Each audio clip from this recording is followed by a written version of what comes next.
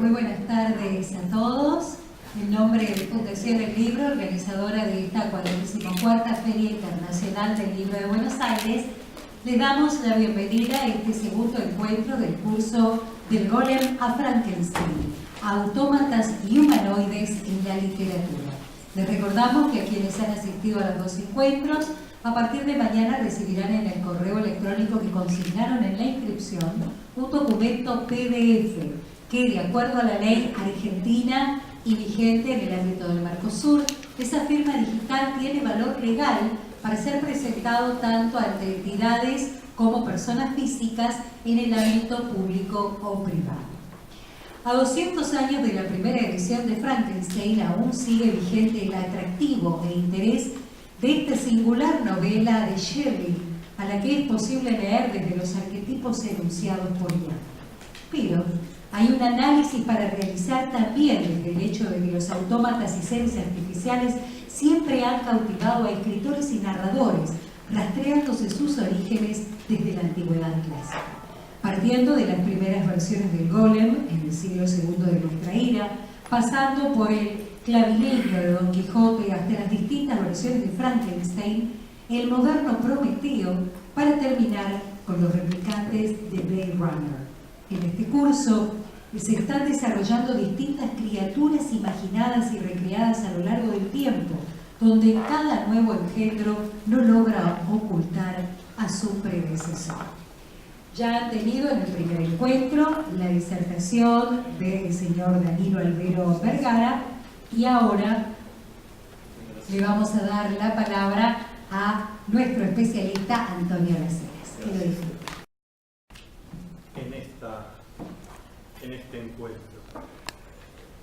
Ustedes recordarán que Danilo la semana pasada hizo un recorrido extenso, meticuloso, sobre estos distintos engendros que la literatura, la leyenda, la novelística y el cine, más recientemente, se han ocupado, vinculados a criaturas que el humano ha desarrollado.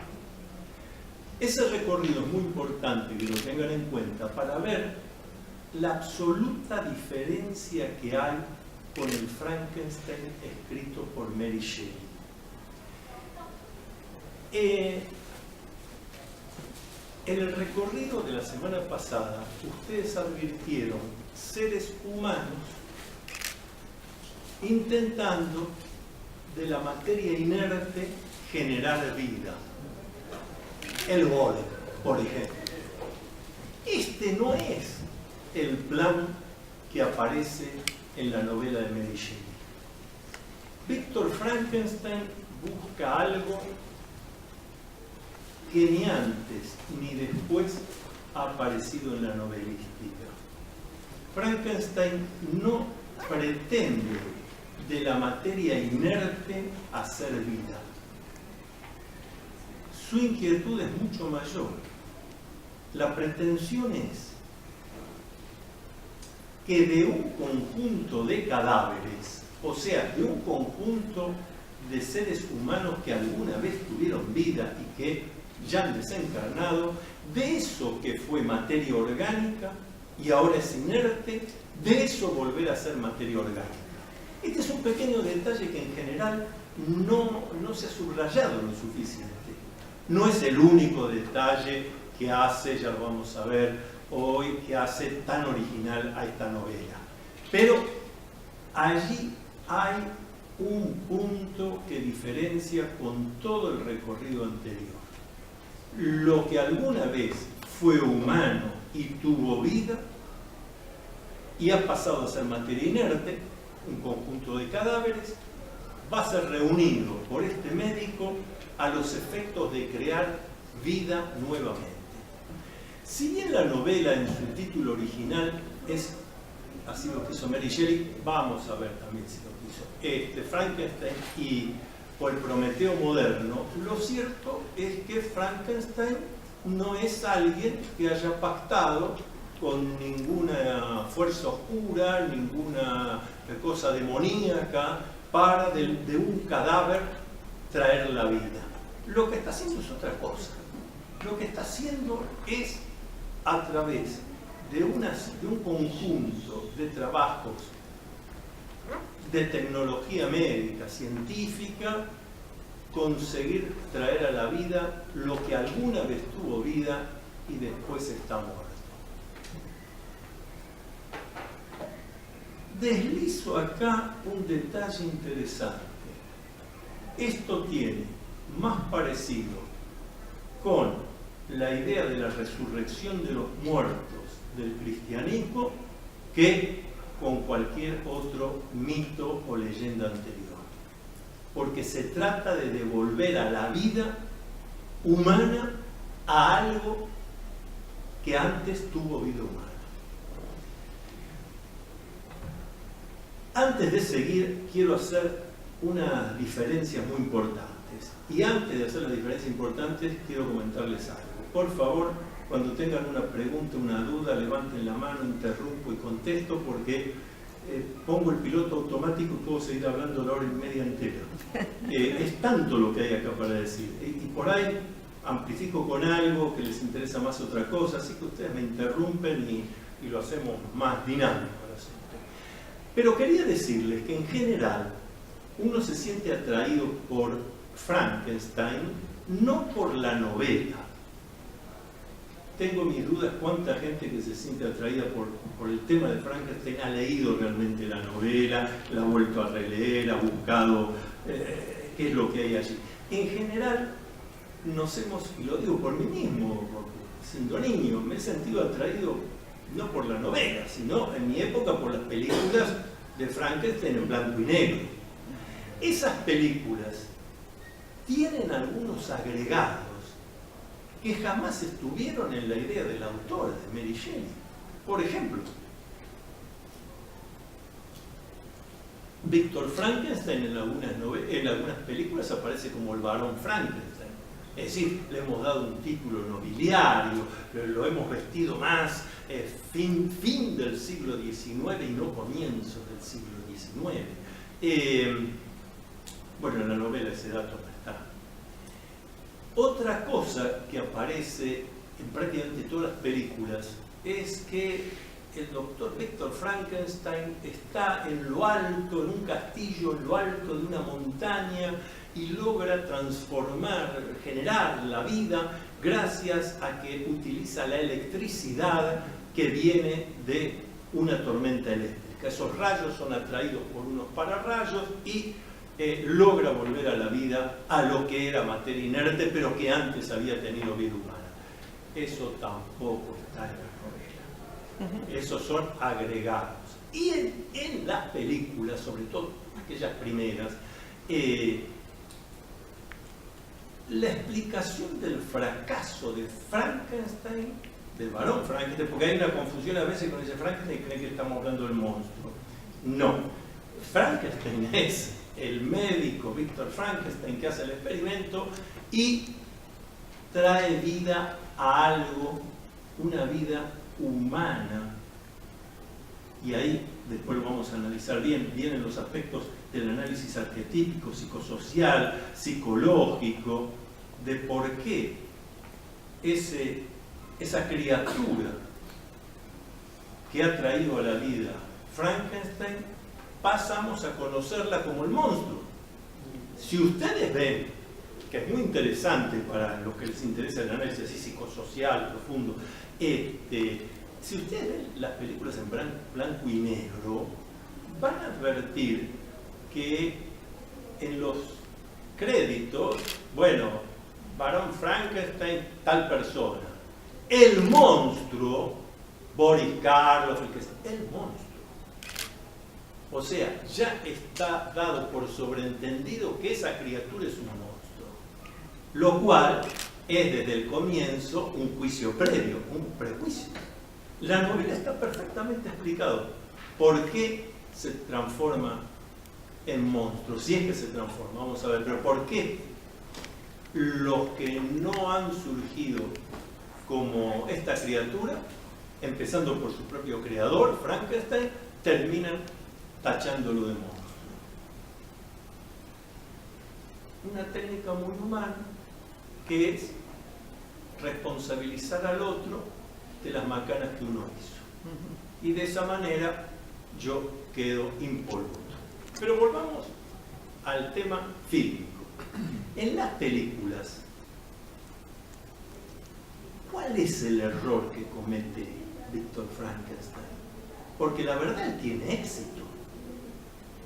De la materia inerte que alguna vez tuvo vida, con los rayos de la electricidad, genera una nueva vida.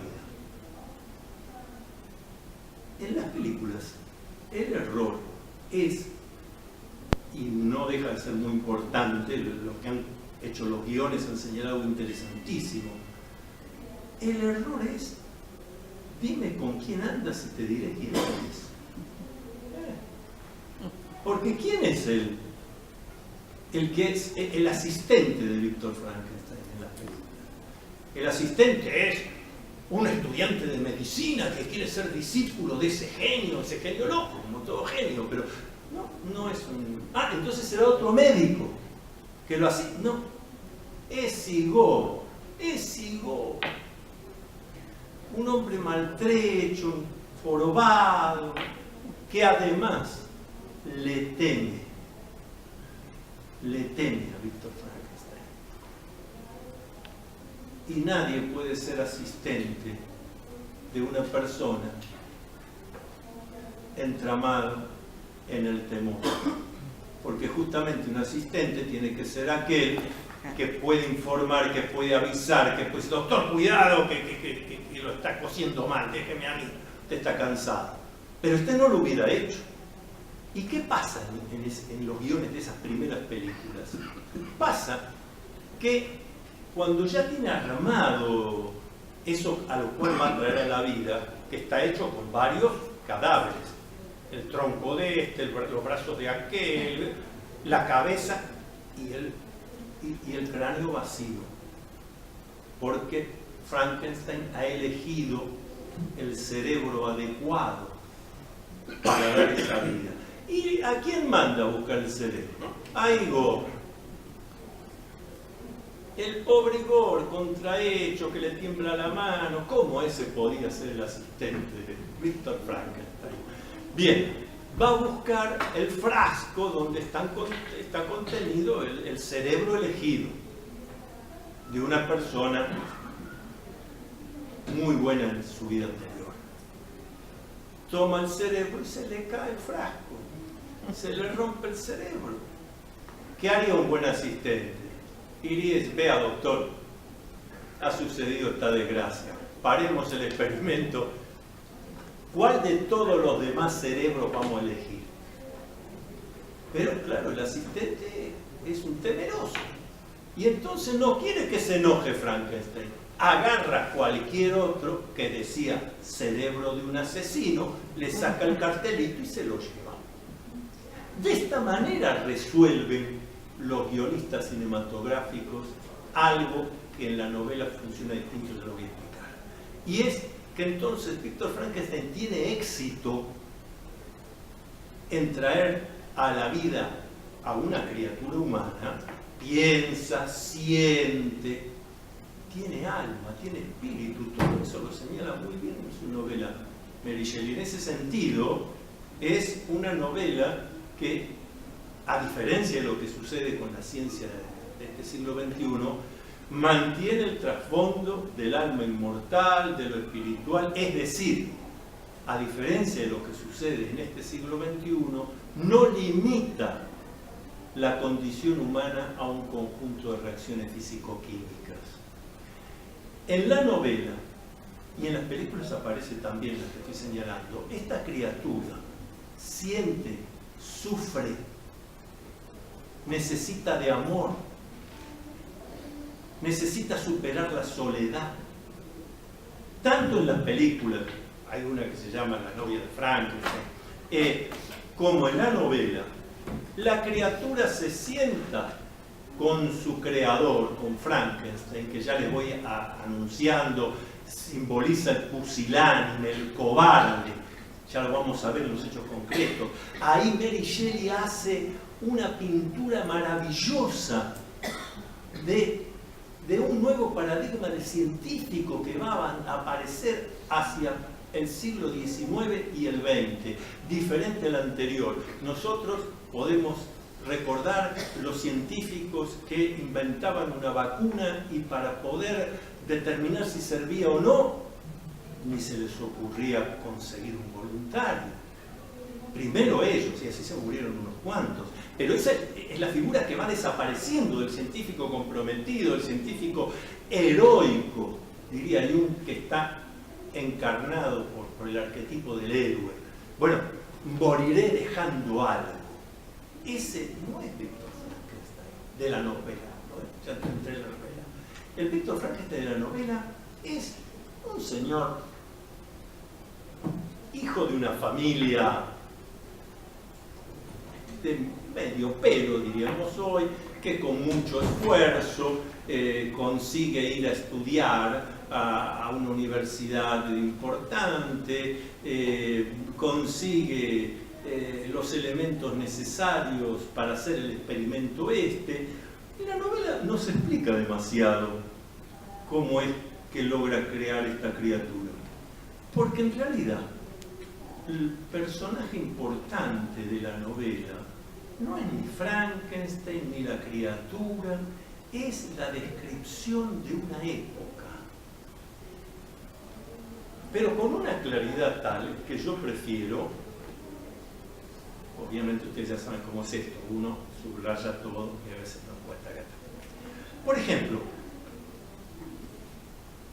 me resulta interesantísimo un personaje que en las películas aparece solo en una película de las últimas, esa que comienza, como comienza la novela, en el Ártico, y por ahí lo ven correr a la criatura en un trineo, y atrás a Víctor Frankenstein. Este personaje, el capitán del barco, es en realidad el personaje más interesante, más subyugante, con el que comienza la novela y termina la novela. Vean lo que dice en una carta, se supone que, porque vamos a hablar también de la presencia de lo femenino acá, cómo aparece. Y el capitán del barco, con el que comienza la novela, escribe cartas a una mujer que seguramente está en Inglaterra. Cartas que ni siquiera se sabe si van a llegar, porque es obvio que si este hombre está embarcado rumbo al Ártico, está escribiendo en su propio barco y difícilmente hubiera un servicio de correo que fuera de barco en barco. Pero está escribiendo, está dejando una historia. Y escribe esto. ¿Qué puede ser imposible en una tierra de luz eterna? Se está refiriendo al Ártico. Quizás descubra allí la maravillosa fuerza que atrae a la aguja. Compás, que no se conocía en esa época por qué.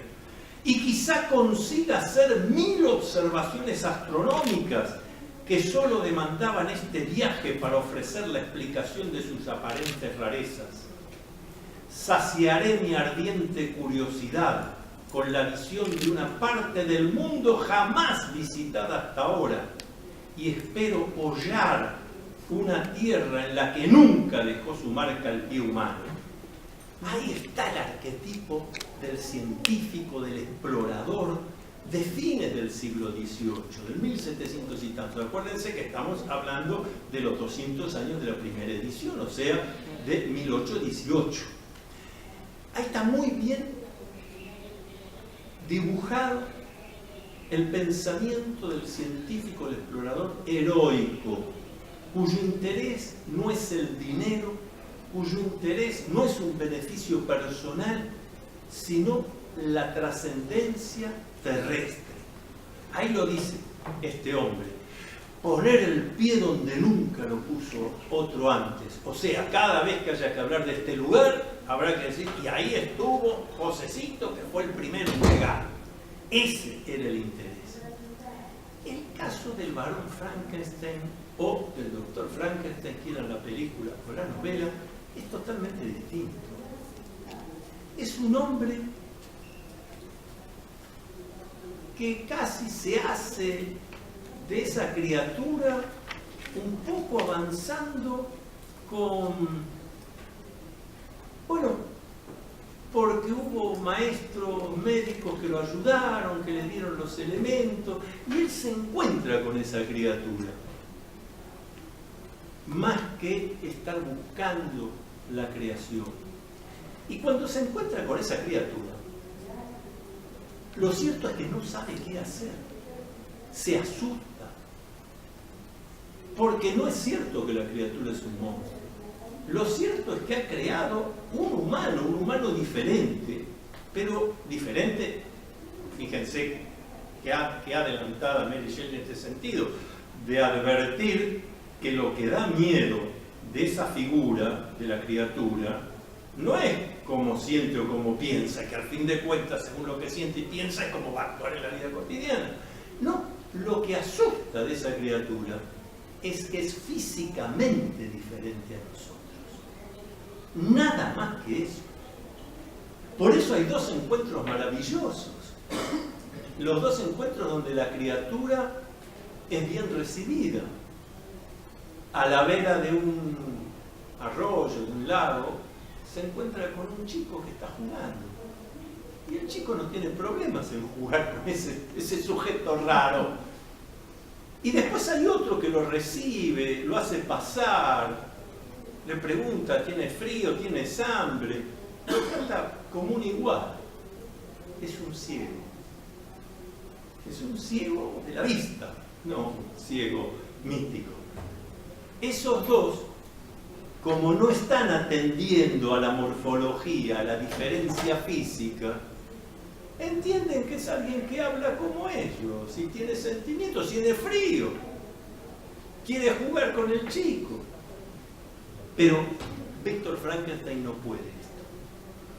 Víctor Frankenstein no puede aceptar que ha tenido éxito, que ahí no está Igor, que es el cerebro normal como podría ser de cualquiera de nosotros, no es de un asesino.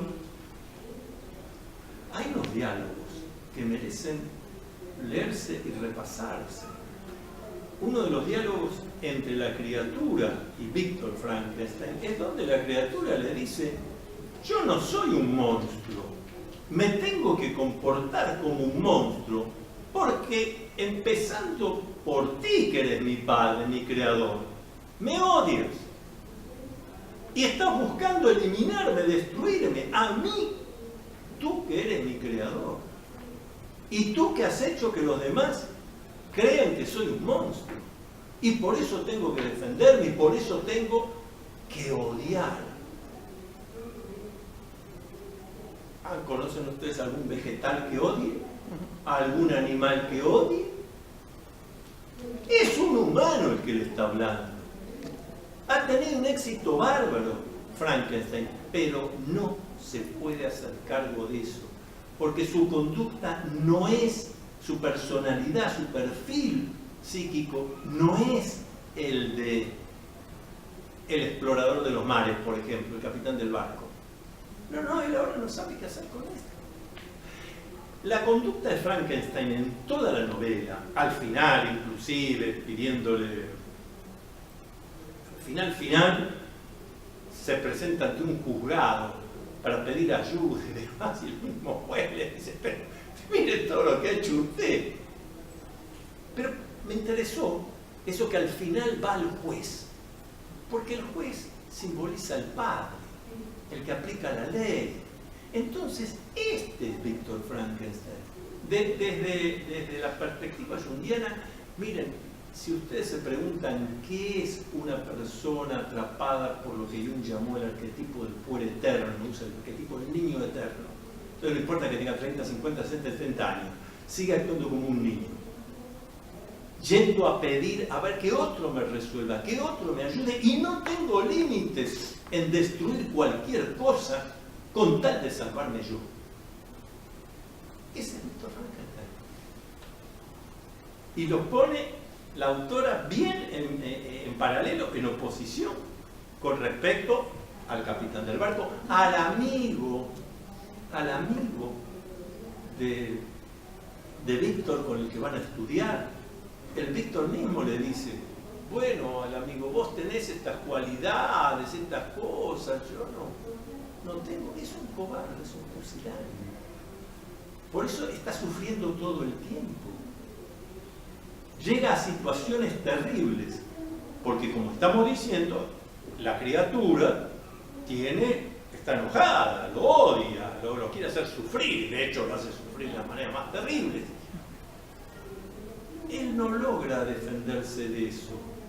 Y entonces en determinado lugar, la criatura mata a alguien, que mata a varios, pero mata a alguien.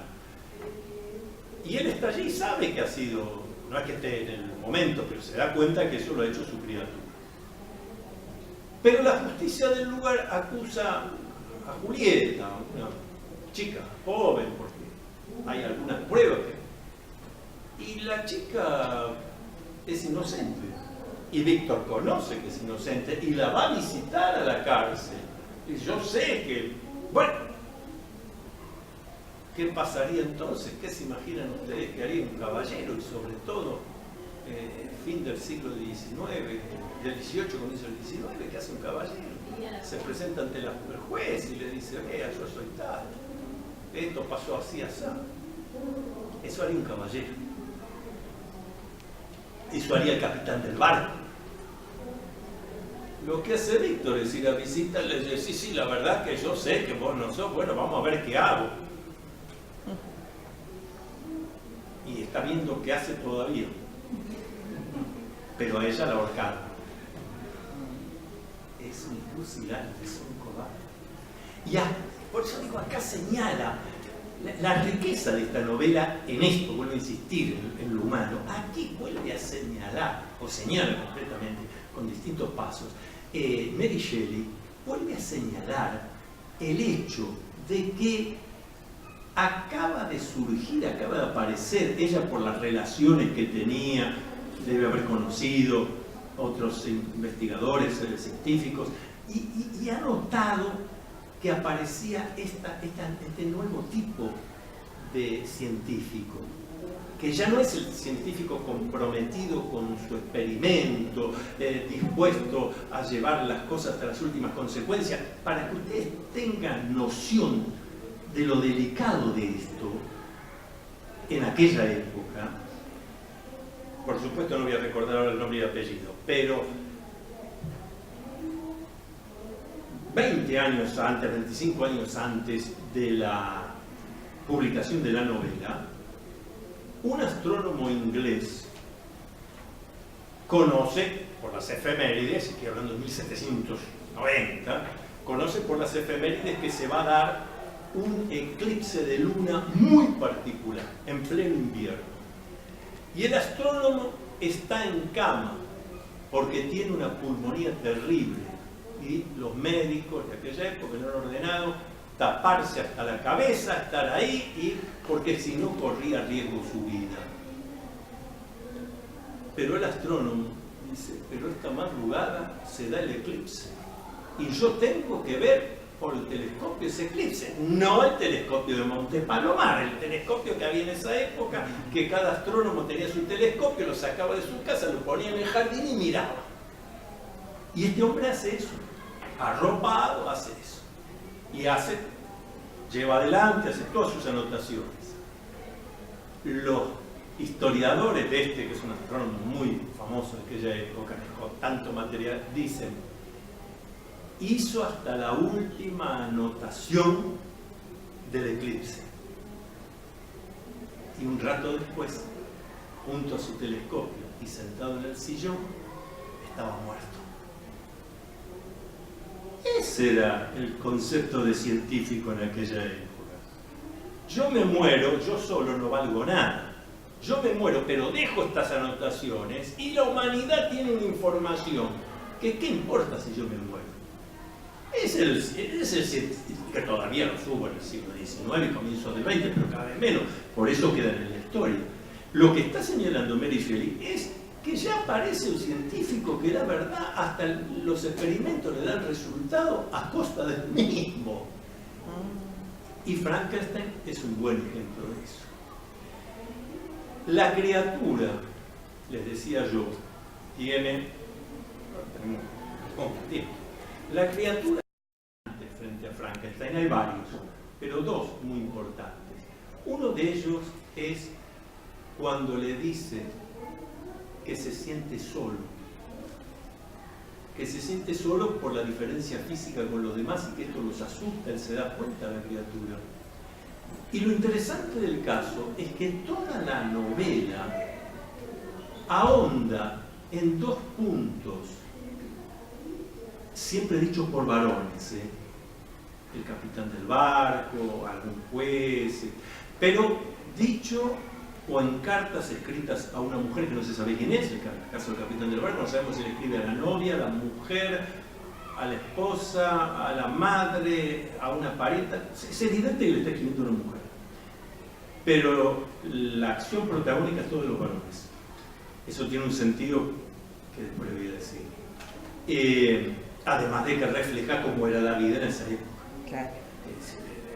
La exploración, la investigación era una cosa de varones, pero sostenida por las mujeres, porque si no, ¿qué sentido tiene que ese capitán esté escribiendo esas cartas que ni siquiera sabe si van a llegar? Pero es que es evidente que la escritura de esas cartas a esa mujer que le está escribiendo y que ni siquiera sabe si van a llegar, le está dando una fuerza para hacer lo que tiene que hacer. Casi que hay un gran parecido con la historia del amor cortés de la Edad Media y la Dama del Castillo, ¿cierto? Lo hago para ella, por ella, aunque quizás pasen años y no la vea.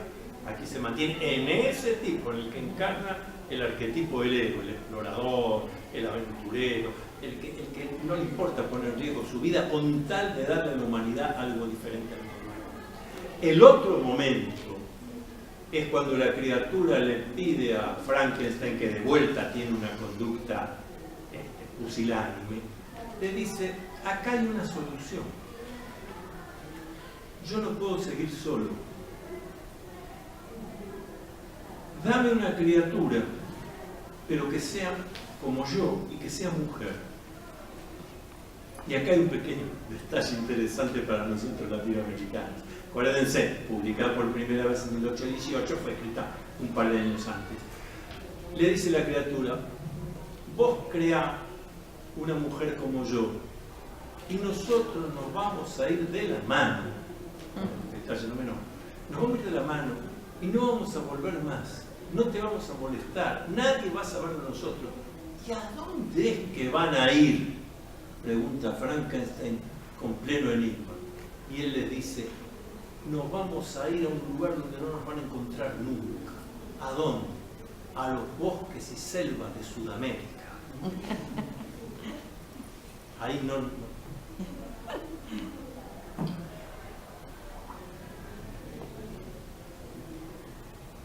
En otra de las cartas el capitán le escribe a esa persona, desconocida pero femenina, y le dice cuál es la cosa fundamental que necesita un varón,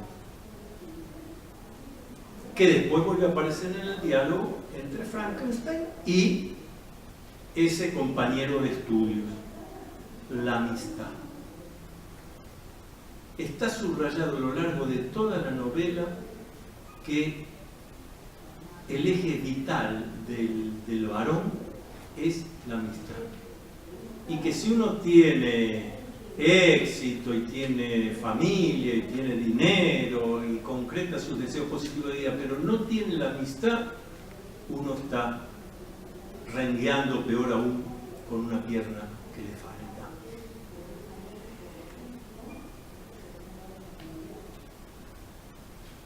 ¿Cómo fue creada esta novela? Esto también merece varios datos. Yo después voy a leer algunos párrafos, pero quiero primero hacer toda la presentación. Ustedes van a escuchar hasta el cansancio que estaban en la casa de Lord Byron, no cualquiera. Estaba el doctor Polidori, estaba el marido Mary Shelley, o sea, el señor Shelley, que también escribía y sabía de filosofía, estaba Mary Shelley, había otros, y un invierno muy crudo. De manera tal que lo único que se podía hacer era tomarse una copita con el fuego en el hogar, las maderas encendidas, y filosofar. Pero Lord Byron, que habría encarnado muy bien el papel del capitán del barco, Lord Byron propone que esos días, no es esa noche, que queda mejor si decimos que es esa noche, pero todo lo diré, que ese día cada uno empezará a pensar un cuento, no una novela, un cuento. Y que en unos días, cuando estuviera el cuento terminado, pues lo leyeron. Allí Polidori escribe el primer cuento sobre los vampiros. La primera historia de vampiros no es la de Bram Stoker, Drácula, es el cuento de Polidori. Y Mary Shelley escribe unos esbozos de este sujeto médico capaz de traer a la vida lo muerto. A mí me llamó siempre la atención. ¿Por qué se llama? ¿Por qué le puso el nombre Víctor Frankenstein? ¿No? Víctor Frankenstein. ¿Por qué? ¿Por qué no otro nombre?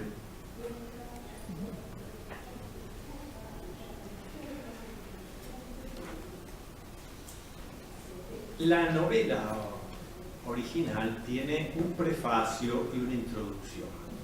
El prefacio parece casi seguro que fue escrito por el señor Shelley, que además está reconocido por Mary Shelley, además fue el que le dijo: esto no es para un cuento, a trabajar, amplificar, esto es una novela. Por eso la obra no se concretó en esos días en la casa de Lord Byron. Ahí surgió. Pero fíjense, a mí me llamó la atención esto. Escrito en septiembre de 1817, según la misma Mary Shelley, es un prefacio que escribe su marido. Pasé el verano de 1816 en los alrededores de Ginebra, la casa de Lord Byron. La estación aquella fue fría y lluviosa, y por las tardes nos reuníamos alrededor de un fuego brillante, divirtiéndonos algunas veces con algunos cuentos alemanes de aparecidos que llegaban a nuestras manos y los que despertaron en nosotros un juguetón deseo de imitación. Este es un aspecto que en general no se ha considerado, no se habla demasiado de esto. No ha habido demasiada exploración literaria sobre qué se estaba buscando imitar, a qué se refiere, cuáles eran estos aspectos inspiradores. Me parece que los hemos encontrado. Y, esperen que ese dato lo tengo fotografiado acá. Me parece que los hemos encontrado.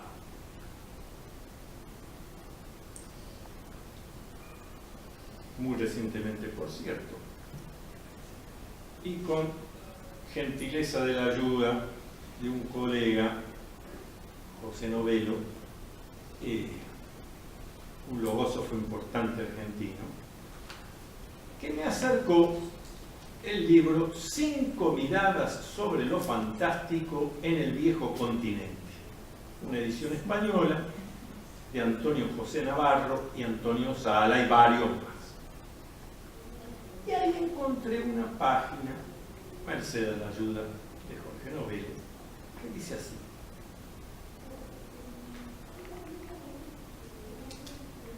George von Frankenstein,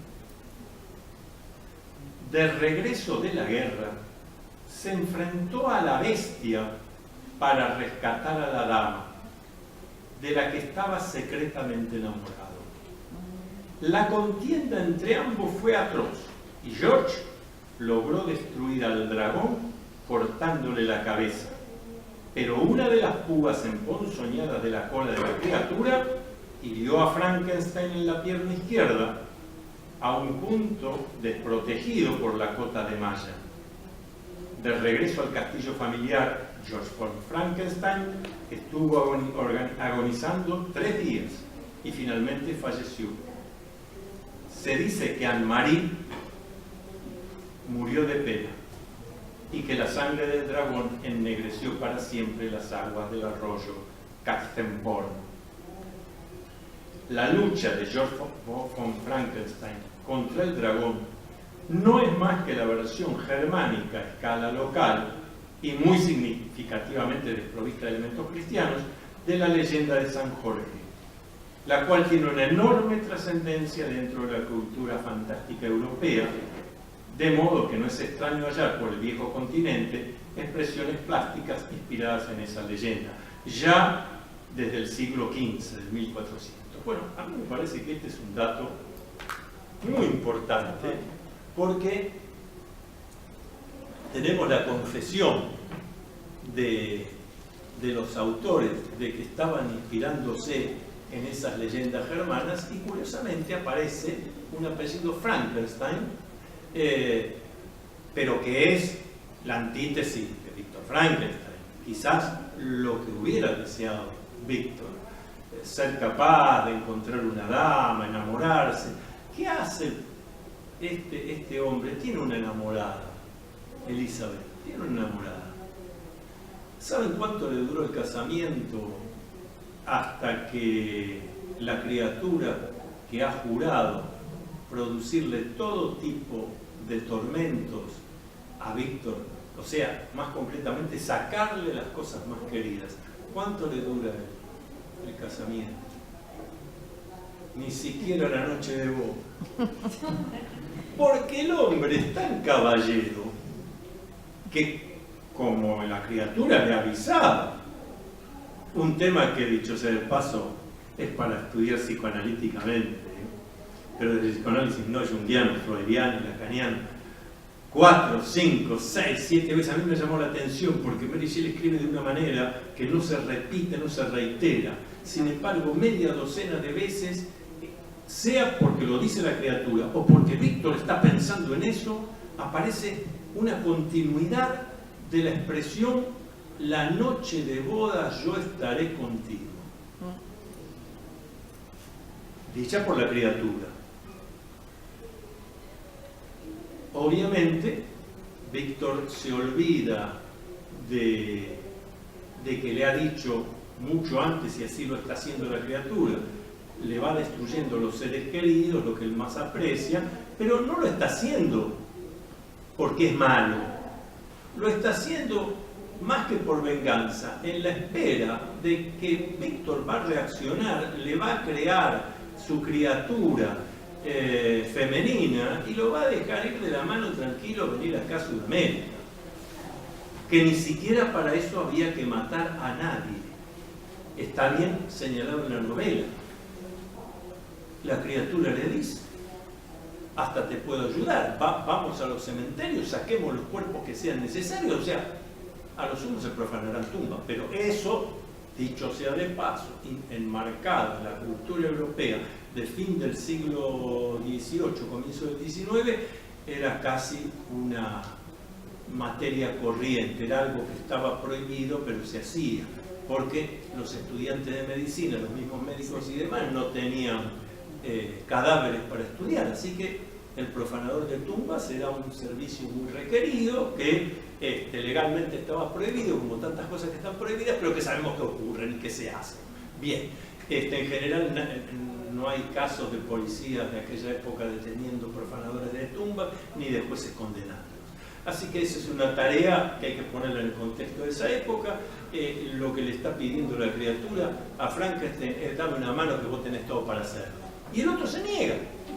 Entonces, como es humana la criatura, tiene sentimientos como nosotros, odio, venganza, oscuridades, claridades y sombras, te voy a sacar, si vos no me das esto, te voy a sacar todo lo más querido. En la noche de bodas, en la fiesta misma, Frankenstein, que sabe lo que le ha dicho, conoce bien lo que le ha dicho el monstruo, pero como buen puereternus, no piensa, me dijo que me va a sacar, me va a seguir sacando lo que yo más quiero. Él queda fijado en la frase, en la noche de bodas yo estaré contigo, estaré allí. Entonces, ¿qué hace él? Defenderse, refugiarse. ¿Y a quién dejó sola, triste, mutia y abandonada? A Elizabeth, de la cual se acuerda cuando empieza a escuchar los gritos del monstruo de la criatura que lo está matando. Así que no pudo, esto es muy interesante, esto sí está bien investigado, no en este caso, pero en la psicología junguiana, y hago una pequeña epogé, porque estamos en la Argentina, es un tema que hemos estudiado mucho. Esto mismo que voy a decir ahora, véanlo en la literatura argentina, en el Martín Fierro, en el Don Segundo Sombra, la dificultad que tiene el varón en mantener una mujer a su lado. En el caso de Víctor Frankenstein está clarísimo. No puede hacerse de eso que Jung llamó el arquetipo del ánima, lo femenino, incorporar y entonces integrar una totalidad. Por eso la continuidad de la novela, permanentemente este Frankenstein está actuando como un chico. Y ustedes me dirán, pero no volvió al laboratorio, no, eso, por eso el hecho mismo de la creación de la criatura son unos párrafos en la novela, ni siquiera dice cómo era el laboratorio, qué tenían, no queda ni siquiera muy claro cómo fue que lo creó, pero lo creó. El desarrollo de la novela es ¿qué le pasa a este hombre? ¿Era una criatura también femenina hecha por él? No, Elizabeth es una chica como puede ser cualquiera de las que están aquí presentes, sí. Que se habían conocido, vinculados a la familia, una chica que estaba enamorada, dice la novela, sí. El único, pero bueno, la pregunta, la única criatura que Frankenstein hace es la que conocemos como el monstruo. Claro. Y además, esta pregunta me permite hacer otro comentario más, que es el que yo estaba subrayando recién. En toda la novela no hay un momento donde Mary Shelley dice, bueno, Frankenstein para aliviar sus tensiones volvió al laboratorio, se puso a trabajar. El hombre le escribe al padre, la familia, la muerte del padre, toda una cosa demasiado familiar para alguien que acaba de hacer un hallazgo que modificaría la humanidad. No está. Tengo una sensación de que estás por decir algo. No. Te iba a hacer una pregunta, pero bueno. Adelante. No crees. Bueno, si querés lo que decía. Si pensaba que decir no me lo diga ahora. Bueno. No, si querés te la hago. Sí, yo preferiría. No, un poco a la luz de lo que charlamos la clase anterior y la tuya ahora, me parece que hay como una fusión de las dos, un poco a la luz de lo que charlamos en la oportunidad anterior y en esta, me parece que hay como una fusión de las dos visiones, ¿no? Pienso si lo trasplante completamente, no solo digamos como una visión colateral o paralela, más toda la leyenda urbana que se teje en torno a eso, sobre todo en los países centroamericanos, raptos de niños para trasplantes, insisto, hasta el momento crecen porque son justamente leyendas urbanas, no hay pruebas concretas de esto. Eso por un lado, y por el otro lado, que se uniría más un poco a la leyenda del Golem y de los androides, era la proliferación de prótesis mecánicas que no están creando aquella vieja serie del hombre del $1.000.000, pero que se aproximan bastante. Pensemos en el caso de este sudafricano que perdió las piernas y que fue récord como corredor, que tuvo un accidente que mató a la novia, que inclusive ya estaba lidiando para no correr en las Olimpiadas o participar de Olimpiadas, digamos, de amigos válidos, sino directamente con series concretos, ¿no? Y esto ha apoyado sus dos prótesis. Pienso si de alguna manera en este momento la ciencia no está uniendo los dos puntos de vista, ¿no? Con las dos visiones. Sí, es más, yo recuerdo aquí en Buenos Aires, hace 2 años, el gobierno de la Ciudad de Buenos Aires organizó unas jornadas sobre pensando la ciudad en el futuro, y varios expositores internacionales muy actualizados, y uno de ellos me sorprendió con una frase, porque por más que uno la intuya, otra cosa es cuando la dice y un especialista de prestigio, que dice: nosotros somos la última generación de humanos puros, auténticos, y ya nosotros mismos tenemos que ver si lo somos, porque por el tipo de alimentación que tenemos, por las cosas, el aire mismo, estamos recibiendo una cantidad de elementos que hacen que la condición humana propiamente dicha se vaya modificando, con el agregado que estás diciendo, chips, y prótesis y cosas por el estilo. Pero lo interesante acá es que todos estos ejemplos, como estamos dando, siempre parten de que tenemos al ser humano vivo, enfermo, y hay que hacerle un trasplante, a ponerle una prótesis, un chip, pero está vivo. Lo notable de acá, que de alguna manera remite a aquellos mitos y leyendas de la fuente de Juvencia, del arquetipo del paraíso perdido, es que propone, y eso es algo que en la novela ni siquiera está dicho, porque de la lectura propone, como pasa en las películas, y como todos acá seguros en nuestro imaginario, partimos de la suposición de que la criatura del Dr. Frankenstein es inmortal. Ahora, la verdad, ¿de dónde sacamos eso? La novela no lo dice nada, lo dice más bien lo que la novela está diciendo es que se trata de un humano tan humano como nosotros, de manera tal que hay que pensar que envejecería y moriría, o le podría venir una gripe y no salir de ella. Pero eso es interesante, esta novela, porque hay una cantidad de cosas aclaradas y de otros temas sueltos.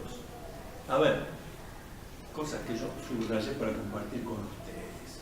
Bueno, una que me pareció importante es señalar que Mary Shelley escribió otras cosas más. No es que fue esa ocasión y nunca más escribía. Hay una novela, Valperga, muy interesante, es una historia ubicada en el siglo XIV, muy interesante.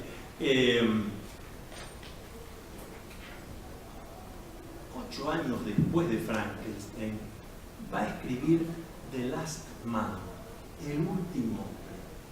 Una cosa notable, porque es la Inglaterra del futuro, no sabemos, ¿no? El siglo XX, más adelante todavía. Inglaterra se ha hecho una república, no es más que pensar eso en la primer cuarto del siglo XIX.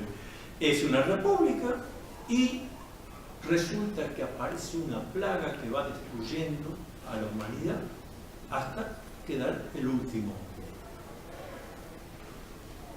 Esto bastante.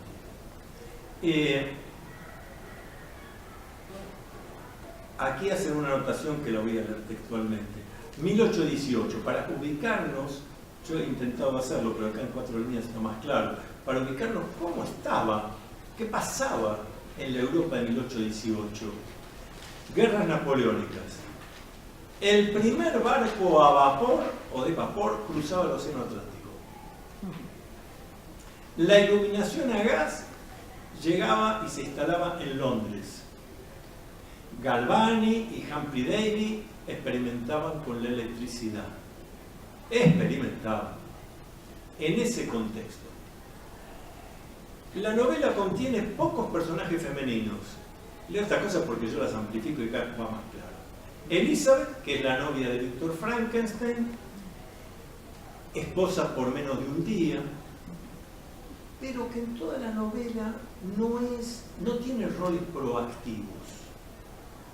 No es la mujer que le va a decir al novio: che, ponete a trabajar, ¿qué estás haciendo?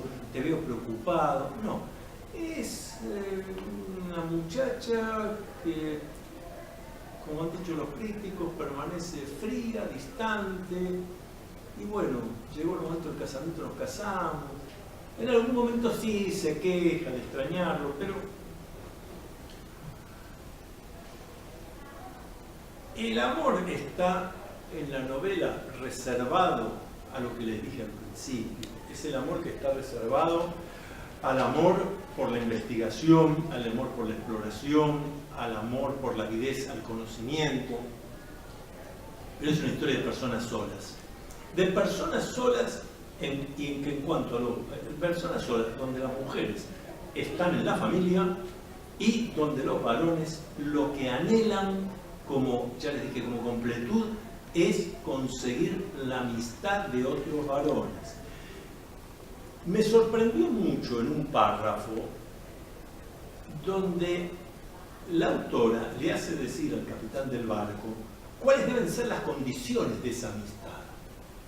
Y me llamó mucho la atención, lo cual demuestra los conocimientos filosóficos de Mary Shelley, porque pone en palabras textuales lo que decían los filósofos clásicos griegos.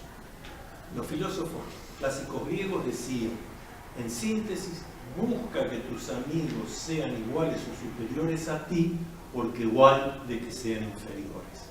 Obviamente esto es toda una complicación, porque si yo tengo que buscar los amigos que sean iguales o superiores, sobre todo los superiores, yo tengo que ser inferior, y los superiores me tienen que admitir. Bueno, claro, implica todo un rol proactivo, pero esto mismo, casi con las mismas palabras, está dicho por Mary Shelley en una de las cartas que escribe el capitán, y donde dice, tampoco puede ser cualquier amigo. Tienen que ser esos amigos que a uno lo hacen comprender cosas nuevas, que le dan un nuevo punto de vista. Son los filósofos griegos hablando. No es de extrañar, porque Mary Shelley, en su prefacio que escribe ella, primeramente, cada 20 líneas subraya que ha sido su marido el que la instó a escribir el libro, a que se convierta en el libro, que él ha sido el primer lector y el primer crítico, señala los profundos conocimientos de él, y que él, hablando con Lord Byron y con Polidori, y ella en una actitud de escucha cuánto ha aprendido de filosofía, gracias a la comunicación con la mente de mi marido, mucho más cultivada, era toda la actividad literaria que comprometería mi atención. Desde el principio mi marido manifestó vivo interés en que yo me demostrase digna de mi linaje. El marido les decía, vos podés. Muy claro, ¿no? Un varón habilitante. Cada uno de nosotros escribirá una historia de fantasmas, dijo Lord Byron, y todos aceptamos su proposición. De manera tal que en principio la idea era una historia de fantasmas. Sigue diciendo Mary Shelley en su prefacio. Lord Byron y Shelley, o sea, su marido, Lord Byron y Shelley sostuvieron muchas y prolongadas conversaciones. Yo fui oyente devota, pero casi silenciosa, de esos coloquios. Durante una de esas charlas se discutieron diversas doctrinas filosóficas y, entre otras, la naturaleza del principio de la vida, y si existían probabilidades de que jamás fuese posible descubrirlo y comunicarlo. Sigue, toma otro párrafo, habla de Darwin, está muy actualizado. Después de todo, no se trataba de infundir vida. Quizá fuera posible reanimar un cadáver. El galvanismo había sugerido cosas por el estilo. Quizá fuera posible fabricar los elementos de una criatura, reunirlos e infundirles calor vital. Habla del galvanismo. De Galvani, claro. Fíjense lo actualizada que estaba esta mujer, no solo en filosofía, sino en ciencia y en técnica. Era un grupo de personas realmente notables. Sí, por favor. quería preguntarle si usted cree que, no estoy seguro si es la misma época, pero Poe tiene un cuento, el caso del señor Valdemar, que no sé si tiene algún punto de contacto, no reviven un muerto, pero mantienen un muerto vivo. Claro. Y cuando con la hipnosis. Con el mesmerismo, sí. Sí, claro. Y cuando apagan el aparato, no es solamente que se muere, sino que literalmente se pudre a la vista de todos, en el acto. Claro. La precisión la vamos a tomar con la idea de Franz Antoine Mesmer. Mesmer es de mediados, más bien de la segunda mitad del siglo XIX.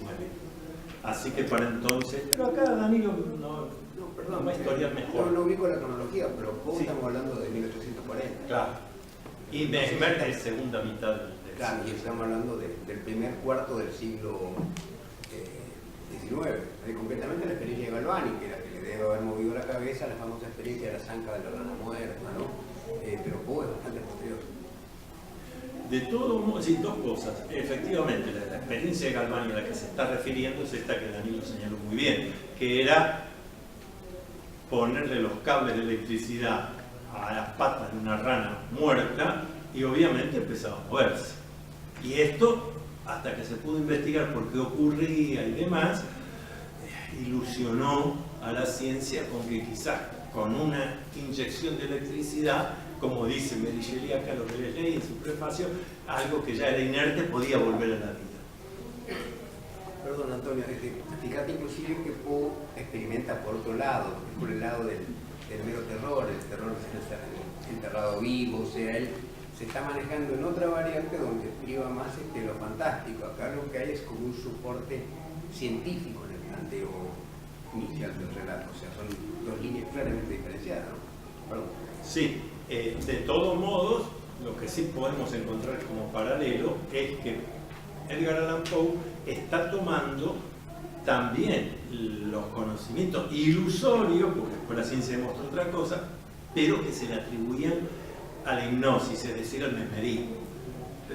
Con lo cual, si leemos a Mesmer estaba convencido de que su método tenía propiedades tan curativas que casi acercaban, no digo la inmortalidad, pero bastante de eso.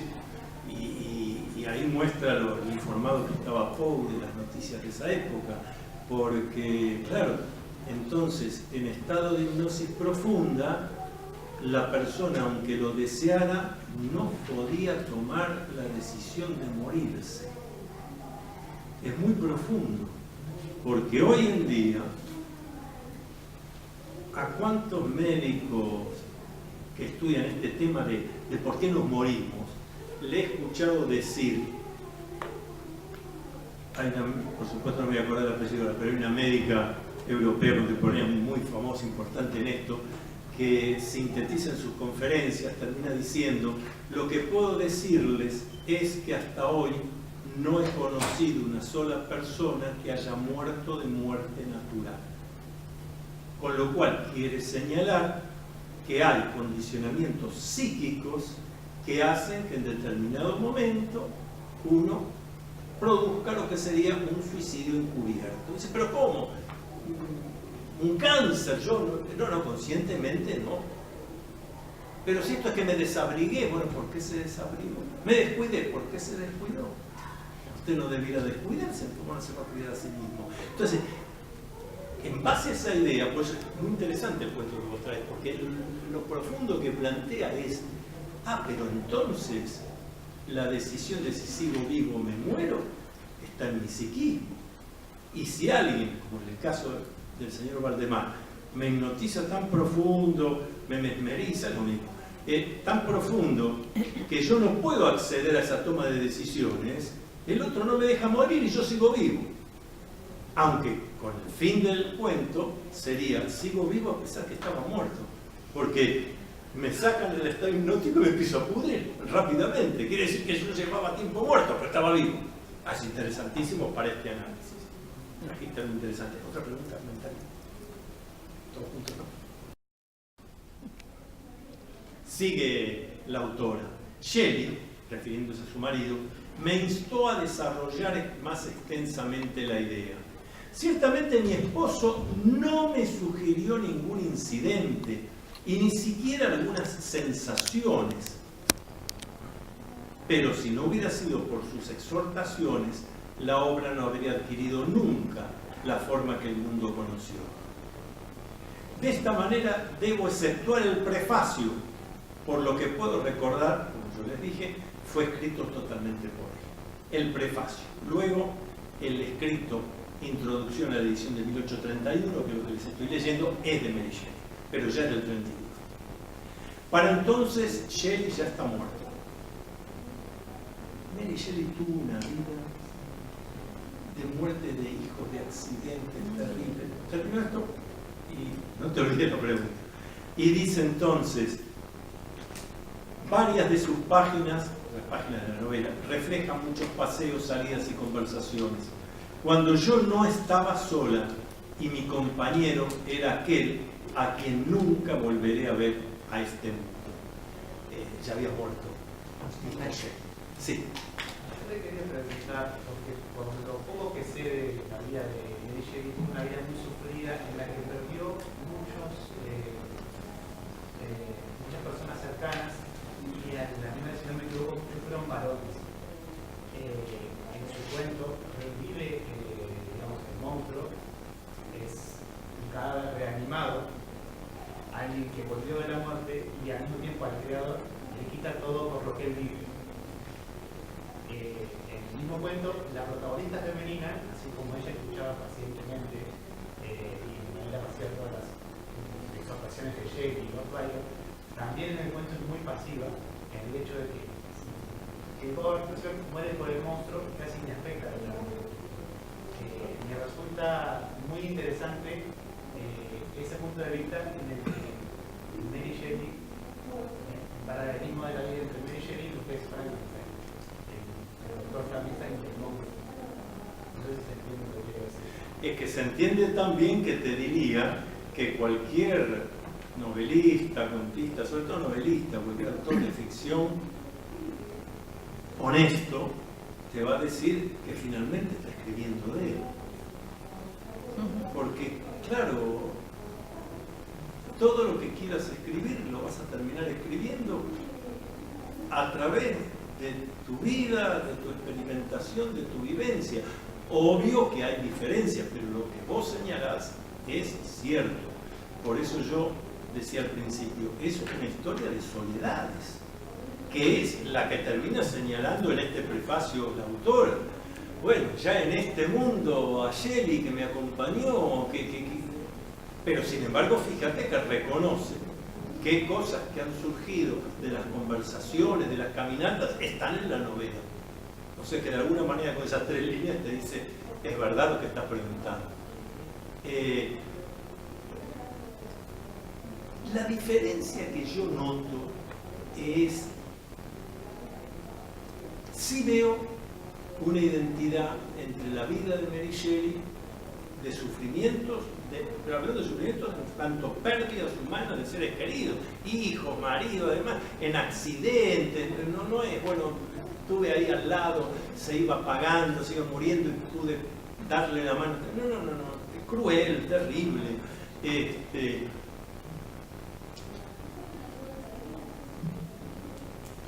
Y eso parece, acá la soledad, el morir, o matar a los seres queridos por parte de la criatura.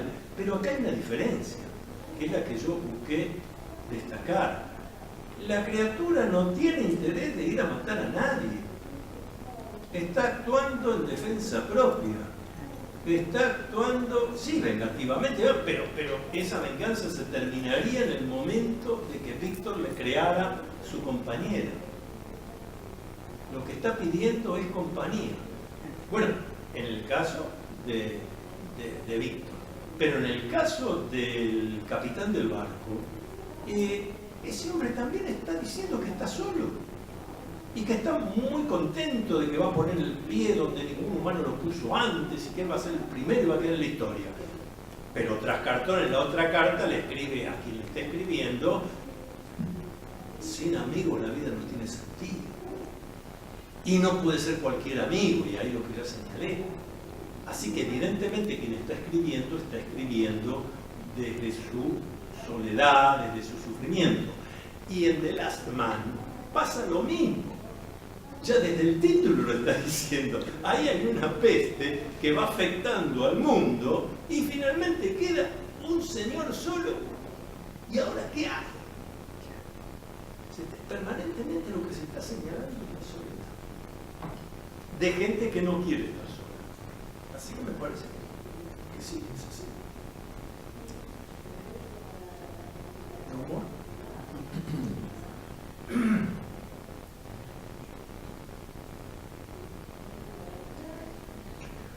Otra cosa que aparece ya al principio, en el caso del capitán, por ejemplo, es para qué se usa el dinero.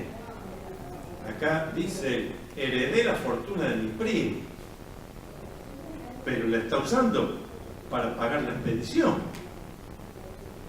Se va a quedar sin nada, porque la expedición le puede dar un mérito científico.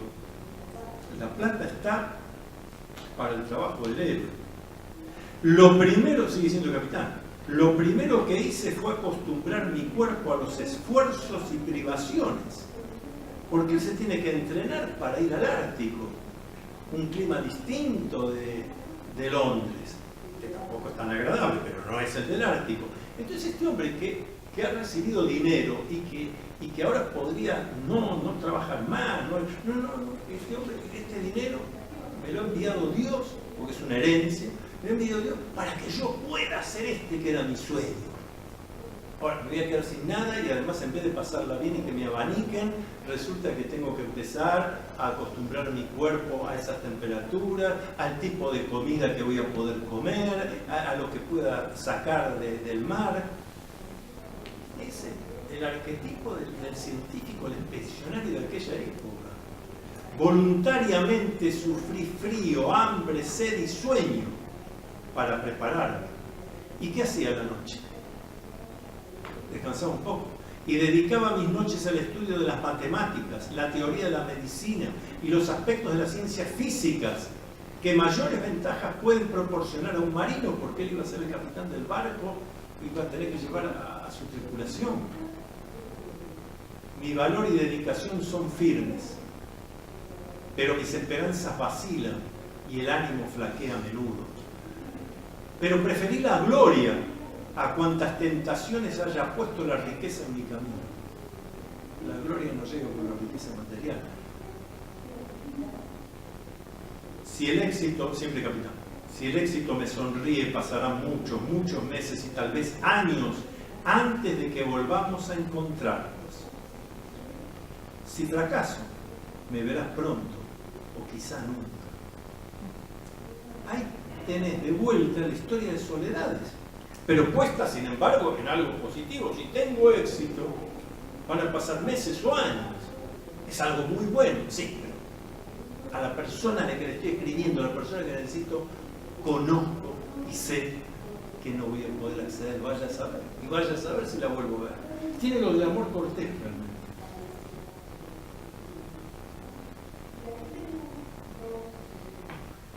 Sigue escribiendo el capitán. Pero siento un vacío que nunca he podido llenar y que en estos momentos me afecta aún más. No tengo un amigo. Quiero la compañía de un hombre que simpatice conmigo, cuyos ojos contesten los míos. Me creerás romántico, pero lo cierto es que me siento amargamente la falta de un amigo. No tengo uno a mi lado, un amigo que sea noble y valiente, que posea una mente cultivada y capaz, cuyos gustos sean similares a los míos y que pueda aprobar o corregir mis proyectos. Una persona capacitada. Bueno, eso no pasa con Frankenstein. Hablé de mi deseo de encontrar un amigo, de mi ansiedad de tener íntima simpatía con un alma amiga, y expresé mi convicción de que mal podría considerarse feliz quien no hubiera disfrutado de tal dicha. O sea, la felicidad de estos varones pasa por esa amistad que tiene que tener todas estas características, no puede ser cualquiera, no el compañero de juego de bochas, no. Somos seres incompletos, y acá viene lo que coincide con los filósofos griegos clásicos. Somos seres incompletos si no nos ayuda a perfeccionar nuestra naturaleza débil e imperfecta alguien más inteligente, mejor que nosotros, tal como debe ser un amigo.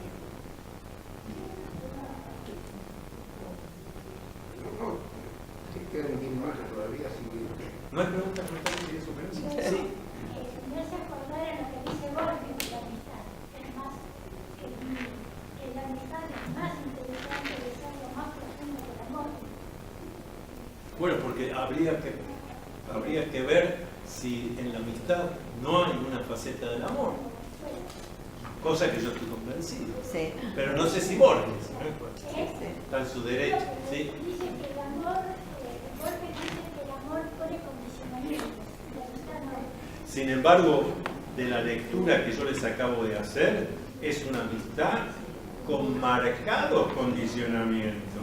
Tiene que ser un amigo capaz, culto, que sepa discernir si lo que voy a hacer está bien o está mal, que me pueda ayudar.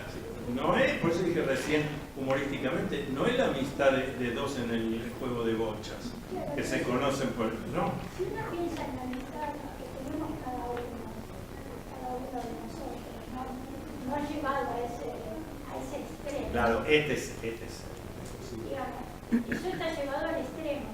Pero si nosotros pensamos en nuestras amistades, también ponemos condicionamientos.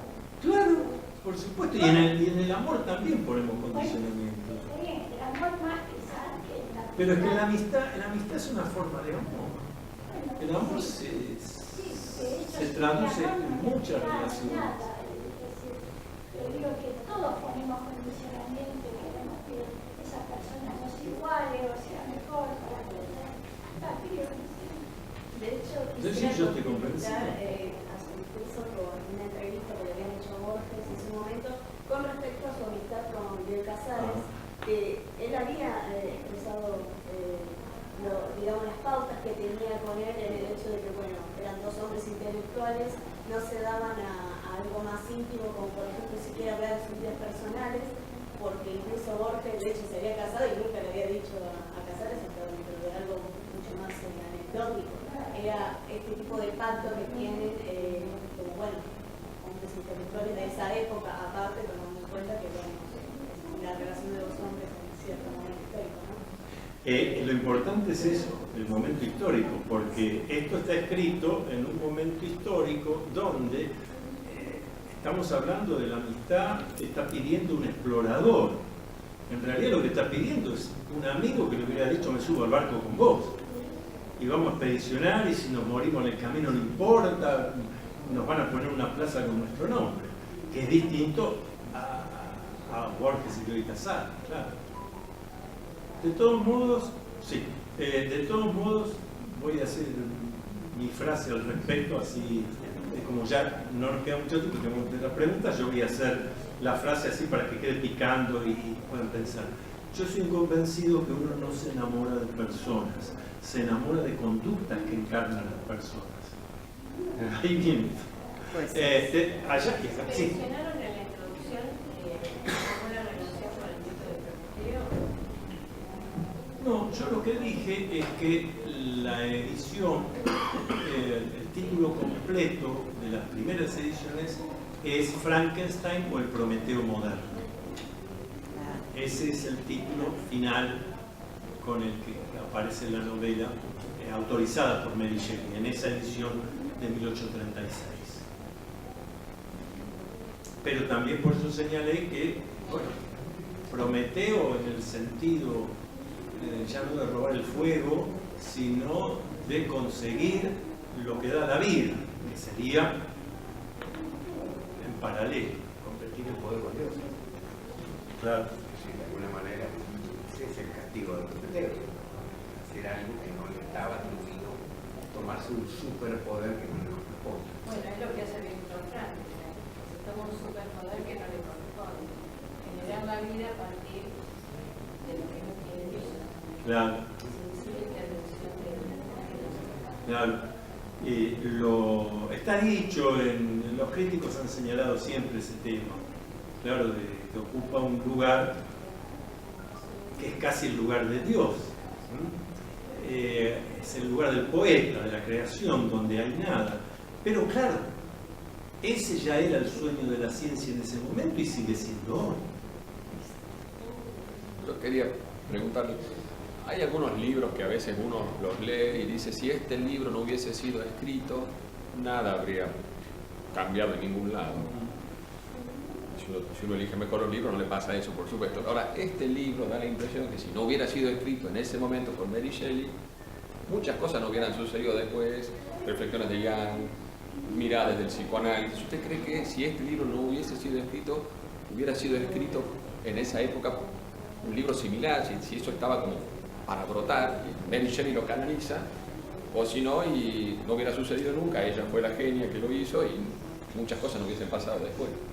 Interesante, claro, hay libros, este es un buen ejemplo, estamos hablando de un libro que se escribió hace 200 años y estamos aquí reunidos para hablar de esto, quiere decir que en algo nos seguimos sintiendo identificados.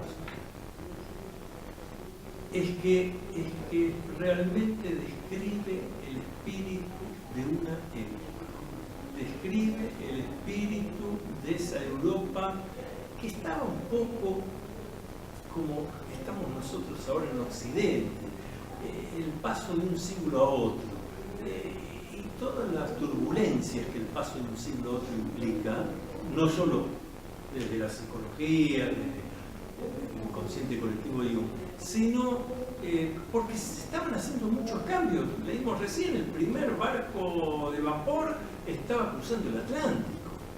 Si las máquinas de vapor estaban cambiando, estaban produciendo una revolución en el mundo de los negocios y de la industria. Galvani movía las patas de la rata muerta, de las ranas muertas. Así que necesariamente le estaba pasando algo que alguien tenía que contar. Yo pienso esto. Como sigue ocurriendo hoy, uno ve una película y dice, pero ¿quién escribió este guión? Por ahí aparece José Pérez. Pero uno conoce que junto con José Pérez hubo 6 guionistas más y el que firma es José Pérez. Y los otros son escritores fantasmas. Aquí pasa lo mismo, solamente que está dicho. Está dicho en el prefacio, está dicho en el prólogo que escribe el mismo Mr. Shelley. Esto fue el resultado de ese grupo de notables que estaba allí reunido. Fue Mary Shelley. Sí. Sobre la leyenda de Prometeo y sobre lo que él mencionó sobre el paralelismo de la vida de ella en conjunto con el monstruo de Frankenstein, ¿no sería una referencia hacia el miedo que proyecta la persona en sí de no solo las muertes de los seres queridos, sino que se lo ve al monstruo como algo, como un elemento de miedo debido a algo que está más allá de la humanidad? Porque si bien es algo que de la muerte se genera cierta vida, se lo toma más como algo maligno por la aberración de la humanidad con la falta de la vida. El que lo toma como maligno es el mismo Frankenstein. Claro. Porque el resto de la gente no sabe qué es esa criatura, no sabe si viene de las entrañas de la Tierra, si bajó de Marte, ellos no conocen. Pero sí entienden que es un monstruo porque ven un cuerpo físico diferente al de lo normal. Que obviamente tampoco tenía, como está acá, no tenía esos tornillos y esas cosas que aparecen en las películas. No se habla de eso. Se habla de lo que pasa, que era gigante. Tenía 2 metros, casi 2 metros y medio de alto y demás, pero eso a raíz de los cadáveres con los que trabaja Víctor. Sí, yo me refería más a un paralelismo en cuanto al miedo que la humanidad tiene más allá de la muerte. Bueno, que la humanidad tiene miedo de lo que pueda ocurrir después de la muerte, estamos seguros. Aquí se estaría en el paso opuesto. Por eso yo hablaba más bien de la inmortalidad, del arquetipo del paraíso perdido, la fuente de juvencia, porque acá es la demostración de que de algo que alguna vez tuvo vida humana, juntando unos pedazos y acomodándolos de cierta forma, se podía volver a la vida humana. Hasta poniendo un cerebro que tendría memoria. Ahora, que... Y eso no puede el deseo, usted dice que tuvo muchas pérdidas, ¿no? Sí, casi todas, diría yo. El deseo de ella de juntar Sí, por supuesto, pero no se olviden que el comienzo de la novela, con los primeros apuntes y demás, están hechos cuando estaba toda la familia, estaba todo muy bien. ¿Qué decir? Me pareció interesante esto último de la descripción física del monstruo, porque uno piensa en Frankenstein y ya tiene un estándar físico marcadísimo, este tipo verde, cuando eso es el cine, claro. Y el saco que le queda chiquito, ¿no? Digamos, ya uno de Frankenstein ya ve claramente su dimensión física. En la novela, que confieso que no he leído, la voy a leer después de esta charla. Sí, he visto todas las representaciones cinematográficas, o la gran mayoría. En la novela, ¿cuánta descripción hay? Está descrito al principio, está descrito y justamente señala que tiene casi 2,5 metros de alto, pero por las características del trabajo que tiene que hacer Frankenstein. Y fíjense un dato interesante, todos ustedes cuando se refirieron a la criatura, no dijeron criatura como monstruo, siguen diciendo monstruo. Es decir, ya está internalizado eso. Nosotros lo estamos viendo como un monstruo. Es una criatura diferente, distinta.